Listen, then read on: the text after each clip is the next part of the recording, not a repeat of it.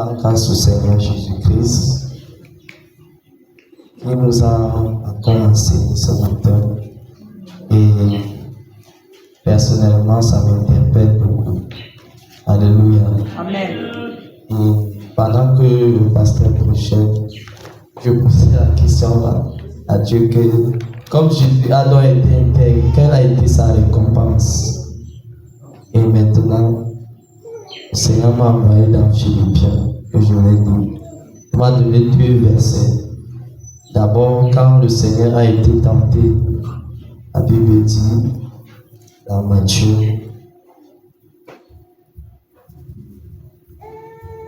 chapitre 4, verset 11. Et le diable le laissa, et voici les anges vinrent auprès de Jésus et le servèrent. Deuxième verset, c'est Philippiens 2, où la Bible déclare: mais il s'est dépouillé lui-même en prenant une forme de serviteur et devenant semblable aux hommes, ayant paru comme un simple homme. Il s'est humilié lui-même, se rendant obéissant jusqu'à la mort, même jusqu'à la mort de la croix. C'est pourquoi aussi Dieu l'a soigneusement élevé et lui a donné le nom qui est au-dessus de tout nom, afin qu'au nom de Jésus-Christ, tout genou fléchisse dans les cieux, sur la terre et sous la terre, et que toute langue confesse que Jésus est Seigneur, à la gloire de Dieu le Père. Amen. C'est ce que j'ai reçu. Pour confirmer ce que Dieu nous disait ce matin, que l'intégrité, Dieu est toujours payé par Dieu. Alléluia. Amen. Amen. Et vraiment, je bénis grandement le Seigneur. La sœur n'est pas là ce matin. Dimanche passé, elle ne se sentait pas bien, mais par la grâce de Dieu, ça va. À tout moment, elle peut accoucher. Alléluia. Amen. Mais vraiment, ce message me touche particulièrement. Pourquoi? Parce que j'avais lu le psaume 127 au verset 3. Je ne comprenais pas bien ce que le Seigneur voulait dire là-bas, jusqu'à ce qu'un jour, il a ouvert mes yeux, là où il dit: le fruit des entrailles est une récompense. Je ne comprenais pas la profondeur de ça. Parce que je me souviens, quand nous nous sommes mariés, par la grâce de Dieu, on a eu beaucoup de difficultés à avoir l'enfant. Et il y avait des gens qui venaient. Ils venaient nous dire: non, allez de ce côté, il y a quelqu'un qui fait des choses là-bas. Il y a un grand féticheur. Allez plutôt de ce côté-là, du côté de tel endroit. Il y avait même je ne sais pas si c'est pas appelé, un frère qui avait échoué au test parce que un temps, lui aussi il avait ce problème et il est parti prendre une autre femme, malheureusement, parce que la sœur ne l'accouchait pas. Et il a justifié ça à un verset qui dit que là où Abraham avait pris Agar. voilà, et il y avait donc tout ça. Il y avait des pensées. Tout ça, ça me rappelait que les pensées me disaient: mais c'est aussi un frère. Mais si lui l'a fait ça, mais toi si tu peux, est-ce que le voilà qui a pris une autre femme, sa femme même n'accouchait pas. Pourquoi toi si tu ne peux pas faire ça? Et vraiment Dieu nous avait fait grâce de rester intègre, parce qu'il y avait un verset que je priais toujours sur ça.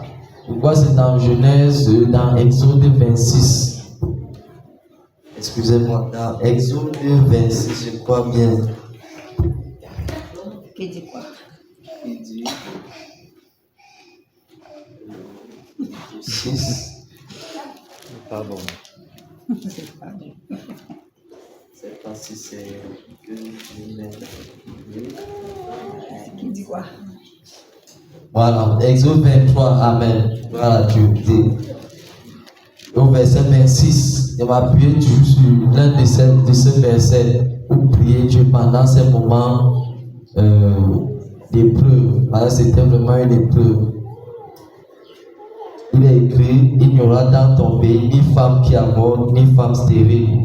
Je remplirai le nombre des jours. Alléluia. Amen. Pendant la famille a tout dit qu'il faut chasser la femme, il faut faire ceci. Mais Dieu nous a fait grâce. Amen. Même les frères, soi-disant, sont venus nous dire de nous détourner. Donc je comprends à quel niveau Dieu peut éprouver ce qu'il nous a dit. Amen. Amen. Même à travers un frère, tu ne dois pas faire confiance. Alléluia. Si un frère veut t'amener dans d'autres voies et qu'il se présente comme un frère, nous devons rester accrochés. Alléluia. À ce que Dieu a dit. Et quand j'ai non ouvert, parce que la sœur, c'est quand je lisais maintenant, le Seigneur a ouvert mes voix pour dire que à cause de, il a rémunéré la fermeté. Alléluia. Amen. Et je peux rendre vraiment, c'est un grand témoignage, c'est très long. Amen. Mais je m'arrête là. Amen. Amen. Que le nom du Seigneur soit glorifié. Amen. À ce que vraiment le Seigneur m'avait dit. Et je comprends que le Seigneur est en train de me rappeler ce qu'il m'avait dit au préalable. Je dois être intègre. Amen.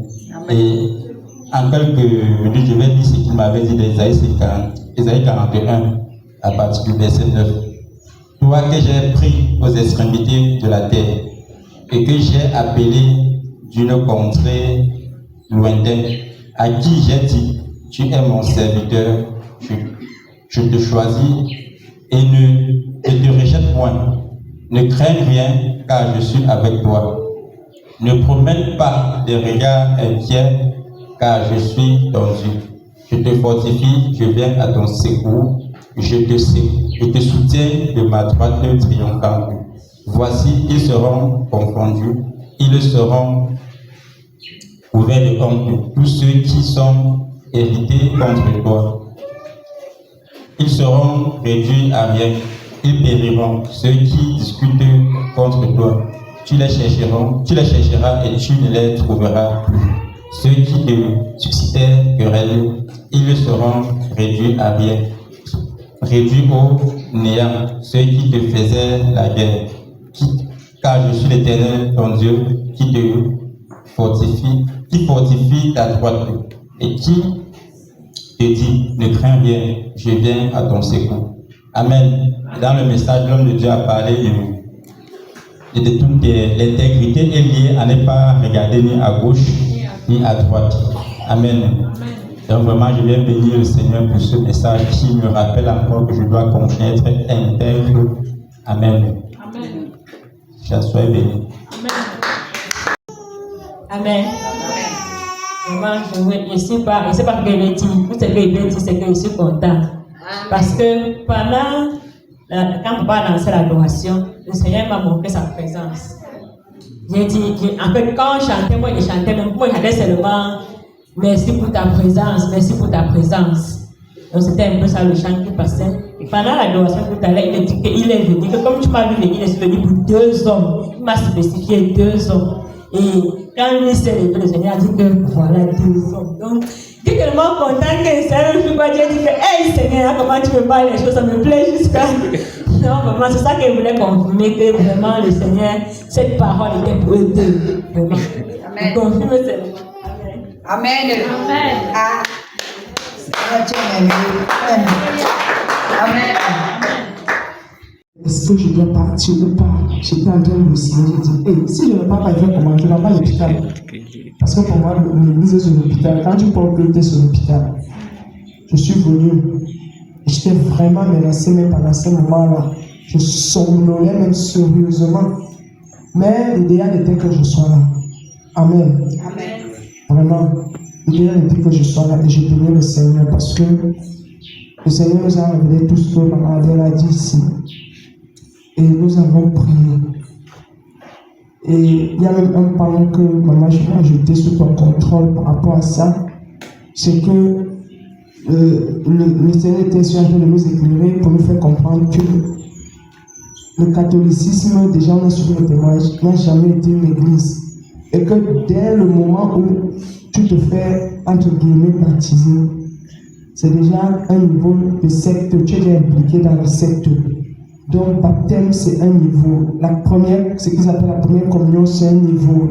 Ce qu'ils appellent la confirmation, c'est un niveau, et ainsi de suite, ainsi de suite. Donc c'est un niveau. Ça veut dire que tous ceux qui ont flirté avec le catholicisme ont pratiqué la secte inconsciemment. Et c'est nécessaire vraiment, comme Maman Adèle est en train de dire, que des prières sérieuses soient faites. Quand j'ai cru en 2007, à un moment, je sais même maintenant que les révélations sont venues. Tout le temps, je me retrouvais encore dans le milieu catholique. Donc je rêvais toujours que je suis avec les catholiques. Je me retrouvais pour ça et je disais, mais qu'est-ce que fait demander les gens ici? Moi, je ne suis plus là. C'est quand j'ai suivi le témoignage du pasteur Kassongo que j'ai compris la gravité de la chose.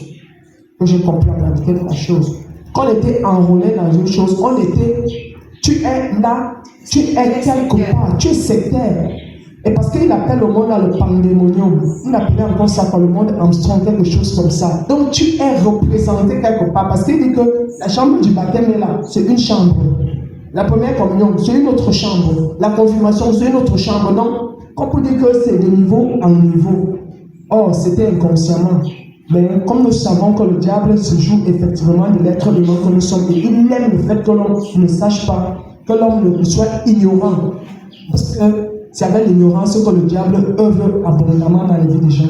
Quand tu ne connais pas quelque chose, le diable est content parce qu'il sait qu'il va te mettre dans sa poche. Donc nous bénissons le Seigneur par rapport à cette retraite et par rapport à la nuit de prière. Vraiment, nous allons pleurer pour nos vies. Surtout en ces temps de la fin, nous allons pleurer pour nos vies. À la lumière de Matthieu chapitre 5, du verset 2, verset 12. On pleurait et hier encore on continuait à le faire. Je voudrais également rendre grâce à Dieu parce que la parole de Dieu est vraie. Il est écrit que, or, ceux qui voudront vivre pieusement seront persécutés. Amen. Si tu veux vivre selon les voies du Seigneur, ne pense pas que le monde va te donner la main droite association. Même les membres de ta famille ne te donneront pas la main droite association. Je vous assure que j'ai vécu un scénario ces jours-ci où l'une de mes petites sœurs est acharnée contre moi. Simplement parce que Dieu m'a délivré d'une situation douteuse. Que quand je pense encore quand j'étais dans les méandres de cette chose-là, je me dis, Seigneur, si je mourais, où serais-je? J'ai posé la question à ma petite sœur que si je mourais, tu aurais préféré pleurer, mais tu voudrais valoriser les choses. En fait, pour être clair, je me suis retrouvé dans une relation entre guillemets de mariage dans laquelle Dieu n'était pas impliqué. Dieu n'était même pas un peu dedans. Et les conditions, parce qu'on va se demander, et puis elle parle de quoi? Les conditions du mariage qui sont là n'ont pas été réunies. Ça fait que maintenant, quand le Seigneur me demande de partir, j'ai voulu spéculer. J'ai dit, Seigneur, hey. Parce que le Seigneur commence à me dire, tu vis dans une relation douteuse, tu vis dans le concubinage. J'étais choqué. J'étais choqué ce jour-là parce que j'ai dit, mais Seigneur, attention, j'ai quand même un acte de mariage, il ne faut pas... Donc je spéculais comme ça, ça me dit que tu racontes des histoires. C'est ça qui fait le mariage. Tu n'es pas doté. Et où tu es là-bas, pourquoi je dis que tu vis dans le concubinage? Je ne connaissais même pas encore l'apôtre. Je me suis rapproché d'un autre homme de Dieu qui vit au Togo. C'est comme ça qu'il m'a éclairé sur la chose. Il m'a dit, voici les fondements bibliques du mariage. Et quand j'ai fini de lui raconter d'abord mon histoire, avant qu'il ne me parle des fondements, il me dit que où tu es là, tu vis dans la fornication. J'ai dit, 2 témoignages. L'Esprit de Dieu m'a dit ceci, et voici ce que l'homme de Dieu me dit. Et la parole de Dieu dit que 2 témoignages, le témoignage de Dieu, c'est la vérité. Donc voilà comment j'ai commencé à prendre conscience. Et j'avais des choses que j'avais là-bas. J'avais des choses matérielles. Voilà, donc je me mets à spéculer avec Dieu. J'ai dit, Seigneur, laisse quand même que je n'ai pas récupérer mes choses, tu vois. Le Seigneur m'a dit que même une seule petite chose là-bas, tu ne prends pas. Voilà comment j'ai tout abandonné. Mais aujourd'hui, pendant que moi je suis en train de passer par le feu du Seigneur, j'ai une petite sœur particulière qui est acharnée contre moi par rapport à ça. Oh, tu n'es pas dit abandonner les choses. Oh, c'est monté, c'est descendu. J'ai tout ça, je me dis, dis-moi un peu. Si je mourais, Dieu me dit de faire une chose et tu ne veux pas que moi j'obéisse à la volonté de Dieu. Ça, c'était même la tête. Même, après, ma maman a dit, elle n'avait plus parlé. J'ai même posé la question quand elle partait déjà comme tu as dit que quand tu vas venir ici, tu vas me parler, c'est comment? Elle me dit que non, je n'ai plus le temps, hein. Moi je parle déjà. Moi la bouche était seulement fermée. On m'a sermonné même entre guillemets pour mon dépouillement. J'étais dans ma bouche, était fermée. J'étais là, je l'ai regardé seulement que parlez pour vous. J'étais moi tranquille. Donc si tu veux marcher selon le Seigneur Jésus, sois-en sûr, on va te persécuter. On va te persécuter. Avec cette petite soeur, j'ai écart de 10 bonnes années. Ce n'est pas les histoires que peut-être qu'elle me suit directement. Jamais. C'est 10 ans. Mais quand elle se place pour me parler, je dis Seigneur, mais gloire à Dieu. Parce que quand on a lu Matthieu 5, c'est le moment qui me dit encore que comprends que tu es en train de passer par un processus. C'est toi que Dieu est en train de regarder là-bas, donc ne faillis pas. Et c'est la vérité. Donc je rends grâce à Dieu pour ce que je serai persécuté parce que je vais vivre selon ses voies. Parce que je veux marcher selon la justice. Parce que l'autre hier me disait que toi, si tu me laisses comme une vieille mère. C'est comme si tu as trop vieilli. J'étais là, je la regardais, c'est dodo. Je la regardais. J'étais là, je la regardais seulement que parlez une chose. Quand vous allez finir, vous allez porter vos pieds, vous allez partir. Je suis moi resté tranquille. Donc voilà le son d'un enfant de Dieu. Si tu veux marcher dans les voies du Seigneur, pieusement là, sois-en sûr, tu seras persécuté. Si tu ne veux pas être persécuté, fuis la foi. Et la véritable foi, bien sûr. Si tu veux, tu pars dans la foi de la voie large là-bas, je ne sais même pas si c'est la foi, tu vois, dans la voie large là-bas, il n'y a pas de souci. Mais si tu veux vivre pieusement, entrer au ciel, avec tout ce que nous recevons, dans les révélations que le Seigneur dit, voici comment je veux que vous marchiez. Sois-en sûr, tu ne seras pas en paix. Les gens vont te persécuter. Les gens vont te persécuter, mais je rends grâce à Dieu. Et à côté de tout ça, même quand elles sont parties, je dis, Seigneur, Papa, aie pitié d'elles. Pardon. Parce que je suis conscient de ce que, si le Seigneur se fâche demi-tour comme ça, là, ce qui va arriver. Je plaide même encore que Seigneur, Papa, pardon. Révèle-toi seulement en fille, révèle-toi seulement elle. Donc je rends grâce à Dieu pour ça. Parce que, heureux les affligés. Alléluia. Amen.